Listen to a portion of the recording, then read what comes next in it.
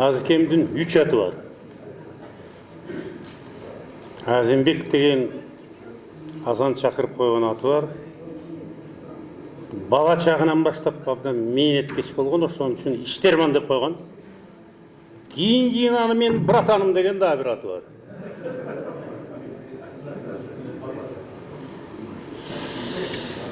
Бұл абдан чоң эмгек, чоң менет. Бирок дагы биз азырынча айта албайбыз. Канчалык деңгээлде Азимбек автор акыркы 90-жылдардан бери өзү айтып атат, 86, жок 86 эмес, 85-жылы тиги жездебиз Бүкүрбаев бийликке келгенден анан Кайра Жаралуу, анан демократия деген кыйкырыктар чыкканда. Биз окугандан кийин гана пикирибизди толугу менен айтышыбыз мүмкүн. Эски заманда жазуучулар бирикмесинде бир чыгарманы талкуулап калыптыр, анан кийин бир белгилүү киши чыгып алып, бул жака айтып атат дейт. Мен бул китепти окуган жок элем, бирок баары бир пикиримди айтып коеюн. Ансанда азке сен бизди ушундай абалга калтырып койдуң. Эгерде биз жок дегенде 2-3 күн мурда алганда, анда эми эртең учуп кетет экенсиң, ошол эртеңкиңди дагы бир 2 күнгө ары жака жылдырып, кече күнү же бүгүн китебиңди берсең, анда биз ошол бир сер окуп чыгып туруп, анан чыныгы пикирибизди айтып делет. Мен билбейм, канчалык 100% деңгээлдеби, 80% деңгээлдеби, ошо сен талдоо жүргүзүп туура баа бергениңди биз окугандан кийин гана айта алабыз.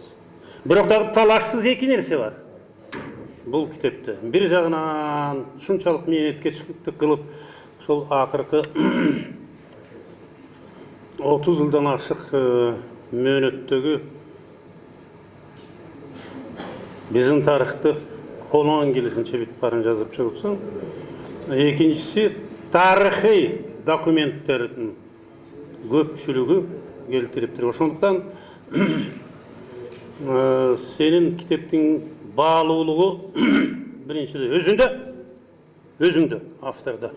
Экинчиси бул өзү тарыхты изилдегендер. Манан саясаттануучулар ошол баарын талдап, анан өздөрүнүн баасын берет го деп ойлойм.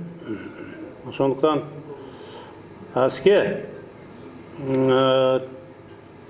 тиги Малайзияда деле бирин-бири жеп, түрмөгө салып, соттошуп, Кыргызстанда эле болуп атат.